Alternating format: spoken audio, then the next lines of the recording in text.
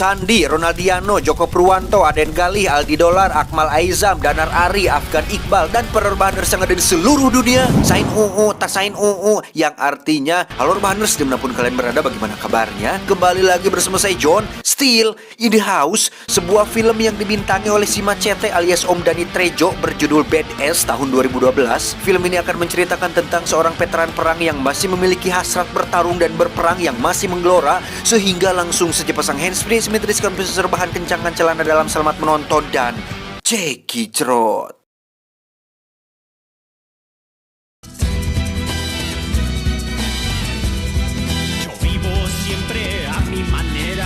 Kisah akan berfokus pada seorang veteran perang Vietnam bernama Frank Pega. Sama seperti saya, Frank lahir dari keluarga yang kekurangan uang dan makanan, atau yang dalam bahasa umum dan familiarnya disebut dengan miskin. Tidak ada yang spesial dalam hidupnya terkecuali seorang tambatan hati ketika masih muda, di mana kisah asmara Frank harus tertunda ketika dirinya bergabung dengan militer dan ditugaskan perang ke Vietnam, yang ketika dia kembali, sang kekasih sudah memiliki anak dari pria lain alias ditinggal menikah, sehingga Frank yang tidak punya tujuan lain pun menghabiskan sisa hidupnya dengan berjualan hotdog sampai dia tua seperti sekarang. I had to create an opportunity for myself. Thank you, sir. I appreciate your business. Life somehow slipped away from me. God bless you. Have a nice day. Sama seperti motor KLX yang jarang dipakai, kemampuan dan pengalaman Frank selama menjadi tentara seolah tidak berguna di kehidupannya saat ini, sampai suatu hari ketika dirinya naik bus, ada dua preman yang bertingkah polontong. Polontong itu semacam songong atau sok jagoan, di mana mereka berdua memaksa seorang kakek-kakek untuk pindah kursi tanpa alasan yang jelas. Hey, old man, you mind moving? We gotta sit together. I'm talking to you. Move that geriatric ass before I kick it. Si kakek yang tua dan tak berdaya pun hanya duduk terdiam ketika dua preman ini sosorongot atau berbicara dengan nada keras tepat di depannya, yang karena si kakek tidak mau pindah, salah satu preman pun berniat untuk memukulnya. Yang sebelum itu terjadi, tiba-tiba Leave him alone. ya, Frank pun menahan pukulannya dan mengatakan untuk jangan membuat keributan di depan umum, yang karena tidak terima ditegur oleh seorang pria paruh baya, kedua preman itu pun mendekatinya dan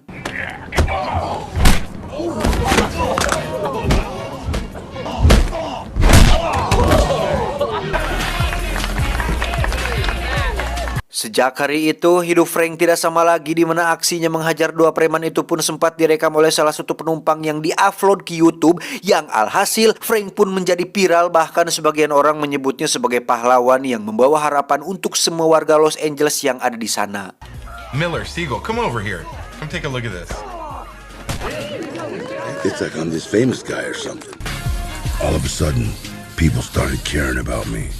Tak hanya terkenal di lingkungannya, Frank bahkan diundang ke sebuah acara televisi ditemani sang bunda yang sangat disayanginya. Namun beberapa bulan setelah kejadian tersebut, sang ibu pun berpulang ke rahmatullah akibat penyakit yang dideritanya. Meski ibunya sudah tiada, Frank tidak pernah merasa sendirian berkat beberapa teman yang selalu mensupportnya. Salah satunya adalah seorang petugas polisi setempat bernama Malark, ini babangusnya, yang memberikan sebuah titipan dari anak-anak sablon di komplek ini, berupa kaos bergambar wajah Frank yang dulu pernah menjadi seorang macete alias si golok. Badass. Tak hanya Malak, Frank juga memiliki teman setia sesama mantan tentara bernama Klondike. Ini beliaunya, di mana Klondike ini membantu Frank pindahan ke rumah ibunya di komplek ini, yang ketika sedang minum bersama, Klondike menitipkan sebuah flash disk untuk Frank simpan di dalam kotak deposit ibunya. In your mama's safe deposit box, please. Got it. You're a damn good friend. I mean that. Klondike. Dalam kondisi setengah mabuk, Klondike pun izin pulang karena ada jadwal pengajian yang harus dia hadiri, di mana saat Klondike berjalan sendirian di jalan yang sepi, tiba-tiba muncul dua orang yang sepertinya dari kelompok gangster dan kenal baik dengan si Klondike ini. What can I tell you, man? Look here. The ringers turned off. What can I tell you? Entah apa yang sebenarnya sudah terjadi, tapi Klondike nampak memiliki sesuatu yang bos mereka inginkan, yang ketika Klondike menolak untuk memberikannya, mereka berdua pun langsung menyerangnya, tapi harus ngajongkeng tidak berdaya oleh hanya seorang kakek-kakek tua ini. Dan tiba-tiba ya, Klondike pun ditembak tepat di dadanya sehingga beliau harus tewas saat itu juga tanpa mendapat pertolongan dari siapapun. Keesokan harinya, Frank melihat Klondike untuk terakhir kalinya, di mana polisi yang menangani kasus ini pun berjanji akan secepatnya menangkap para pelaku dan memberikan hukuman yang setimpal atas perbuatannya. You're gonna get those scumbags, aren't you? We're gonna do our best. Pulang dari kantor polisi, Frank pun mampir dulu ke Samsul Mart untuk membeli sebotol minuman, di mana Frank yang tidak membawa uang cukup pun meminta sang kasir untuk kasbon dulu, tetapi karena ini bukan warung teh Yuli, si mas kasir pun tidak bisa memberikan botol minuman tersebut. I'm a hardworking man. I can't be given stuff away. Tak lama muncullah sekelompok penjahat yang datang untuk merampok minimarket tersebut, di mana Frank yang ditodongkan senjata sambil diancam untuk jangan ikut campur pun tiba-tiba ingin bertindak dan... Hey, why don't you guys just leave?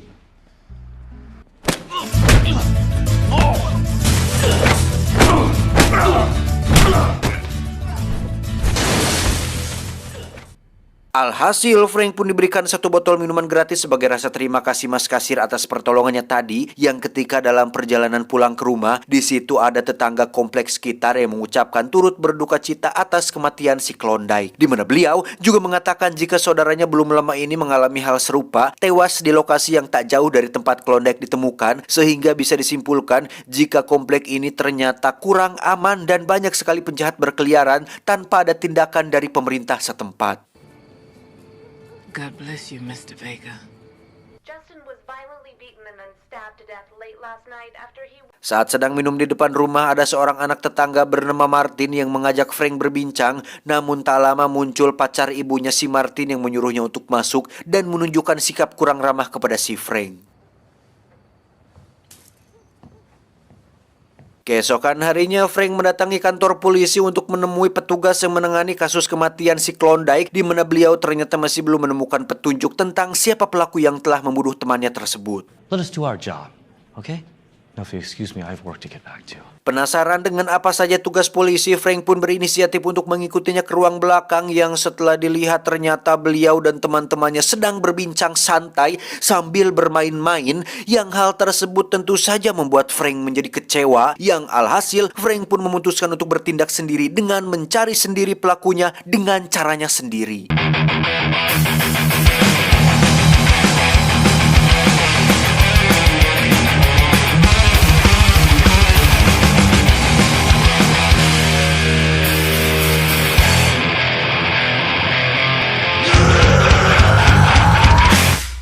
Sendirian, Frank pun mendatangi lokasi tempat kejadian perkara. Di sana dia menemukan selongsong peluru yang digunakan si pelaku. Juga terdapat kalung milik si pelaku yang terlempar ke semak-semak, sehingga bisa disimpulkan bahwa para polisi yang menangani kasus ini tidak serius dengan pekerjaannya.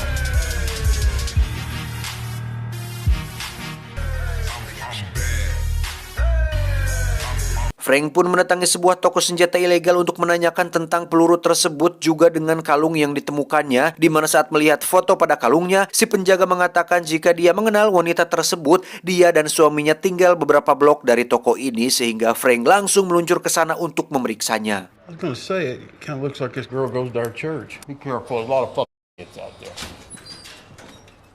Tiba di sana, Frank hanya bisa bertemu dengan istri si pelaku yang nampak kesal dengan suaminya yang jarang pulang, yang jika Frank ingin menemuinya, suaminya sering berkumpul bersama teman-temannya di lapangan bola basket yang berlokasi tak jauh dari rumah mereka.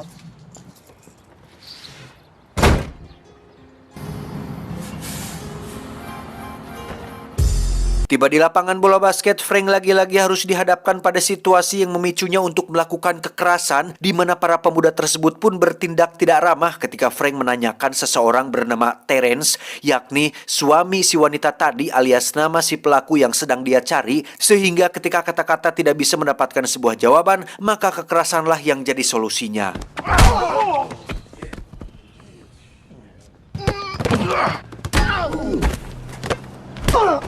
Alhasil, salah satu dari mereka pun buka suara jika Terence akhir-akhir ini jarang terlihat, dan jika Frank ingin mengetahuinya di mana sekarang, Frank bisa pergi ke sebuah alamat yang di mana Terence sering berkeliaran di sana. All of you. Beralih ke tempat lain, di situ kita akan diperkenalkan dengan seorang bapak wali kota bersama dengan seorang bos gangster bernama Panther, tidak pakai black, ini bebenguknya, yang sejak awal membantu karirnya sehingga jelas bahwa wali kota ini memakai cara kotor untuk bisa di posisi sekarang. We were single-handedly trying to destroy what took me 33 years to build. Muncul masalah ketika mantan anak buah Panther ini diketahui berkhianat dengan menyalin data-data rahasia kebusukan bapak wali kota ke dalam sebuah flash disk, di mana mantan anak buah Panther itu ternyata adalah si Klondike, sahabat dekat si Frank yang baru saja tewas, sehingga sudah jelas bahwa alasan kematian si Klondike diakibatkan oleh sebuah flash disk yang menyimpan rahasia kotor si bapak wali kota ini. You clean your Panther. What's up with those fucking happy faces? Kembali ke Frank yang baru saja tiba di rumah, dia langsung diserang oleh anak buah si Panther yang berbadan body gold dan meminta Frank untuk memberikannya flash disk yang sempat dititipkan oleh si Klondike. Setelah berhasil mengalahkan si Body Gold, Frank pun menemui si Martin yang pandai komputer untuk membuka isi dari flash disknya. Di situ terdapat banyak sekali file-file penting yang merupakan rahasia terlarang milik Bapak Wali Kota yang jika sampai bocor ke media, reputasinya akan langsung hancur seketika. The hell was Klondike involved in? Crestview? That's our hood. Tak peduli dengan rahasia kotor wali kotanya, Frank lebih fokus ke si Terence untuk membalas dendam yang dengan bermodalkan alamat yang sudah diberikan oleh anak-anak basket, Frank segera pergi ke sana saat malam hari. Tiba di sana, Frank langsung masuk ke dalam rumah selingkuhannya yang ternyata Terence kebetulan sedang melakukan pengencerotan, di mana Frank langsung menghajarnya untuk mencari tahu siapa orang yang telah menembak Klondike pada malam itu. Killed my best friend, Klondike Washington. Dengan sedikit diberi kebrutalan, Terence akhirnya buka suara mengenai aksi malam itu, di mana dia dan satu rekannya memang telah membunuh si Klondike dan hanya menjalankan tugas dari bos mereka yaitu Panther. Dan jika Frank ingin menemuinya, Terence memberikan alamat markasnya untuk Frank bisa datang ke sana. The Panther burger I loved. You'll be where? The burger I loved. Tak langsung meluncur, Frank berencana untuk persiapan dulu dengan pulang ke rumah terlebih dahulu. Namun tak disangka terjadi sedikit insiden kecil ketika pacar ibunya Martin melakukan KDRT yang mengharuskan si Frank untuk bertindak. Yang alhasil, pria itu pun pergi tanpa melakukan perlawanan. Get the fuck.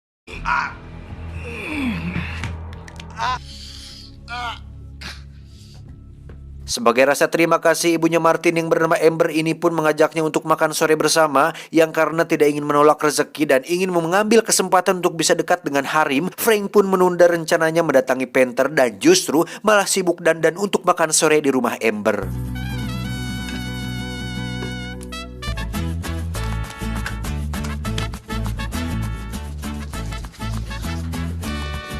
Setelah tampan dan wangi, Frank pun datang dengan setangkai bunga di tangan dan makan sore romantis dengan ibunya Martin. Yang setelah makan beres, mereka pun duduk berdua yang ketika akan saling memacok, tiba-tiba... What's up, shorties? Setelah gagal macok, Amber pun mengeluhkan tentang pintu rumahnya yang jebol akibat ditendang oleh si mantan pacarnya, sehingga Frank yang baik hati pun menawarkan Amber untuk tidur di rumahnya malam ini sampai pintu rumahnya selesai diperbaiki. No, Frank, we can't do that. Oh yeah, you can.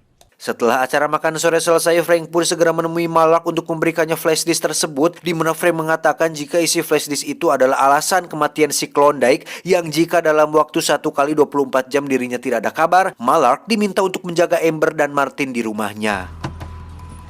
Frank. Tiba di markas Panther, Frank langsung masuk begitu saja sambil mengatakan secara terang-terangan jika kedatangannya kemari untuk membalas dendam atas kematian si Klondike, yang ketika Frank akan menyerang, si Panther langsung memukulnya hingga Frank langsung pingsan saat itu juga. Oh yeah, you know I stuck that up your ass. Frank pun diikat di kursi dengan ditempelkan alat interogasi populer bernama kabel listrik, yang ketika Frank menolak untuk memberikan flash disknya, tubuh Frank pun disetrum yang membuatnya tidak walakaya. Panther yang sudah tidak tahan pun akhirnya memeriksa dompet si Frank untuk melihat alamat di mana dia tinggal, di mana Panther mengancam akan menyakiti siapapun yang ada di rumahnya sampai Frank mau memberikan flash disk tersebut.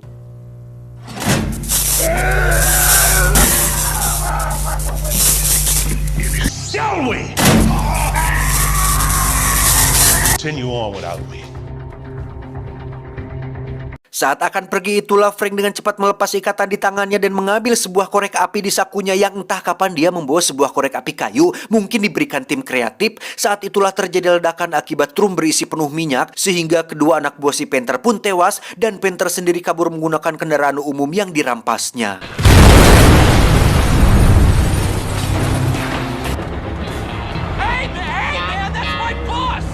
Frank pun meminjam bus yang sama seperti yang dipakai oleh Panther, di mana mereka berdua terlibat kejar-kejaran di jalan raya yang membuat fasilitas umum menjadi rusak parah, yang ketika Frank berhasil dikelabui, busnya pun terguling sementara Panther berhasil lolos. Tapi tiba-tiba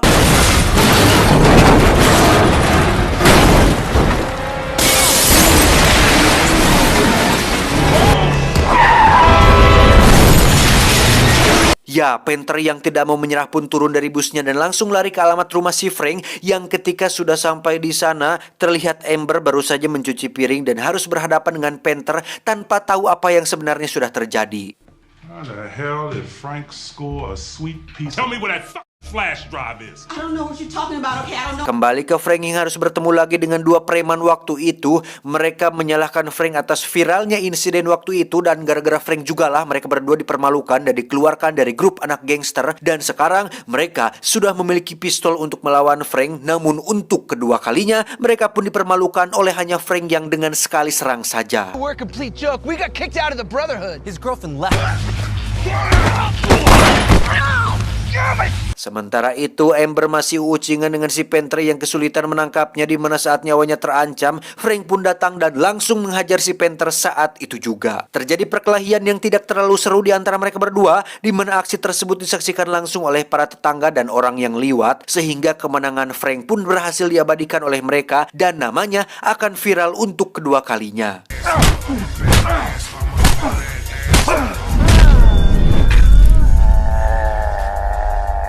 That was for Klondike. Berkat bantuan Malark, Bapak Wali Kota pun berhasil ditangkap polisi atas kasus-kasus sadis yang dia lakukan sebelum jadi wali kota, di mana Frank sendiri kini bahagia bersama keluarga barunya, yaitu Martin dan Amber kekasih barunya.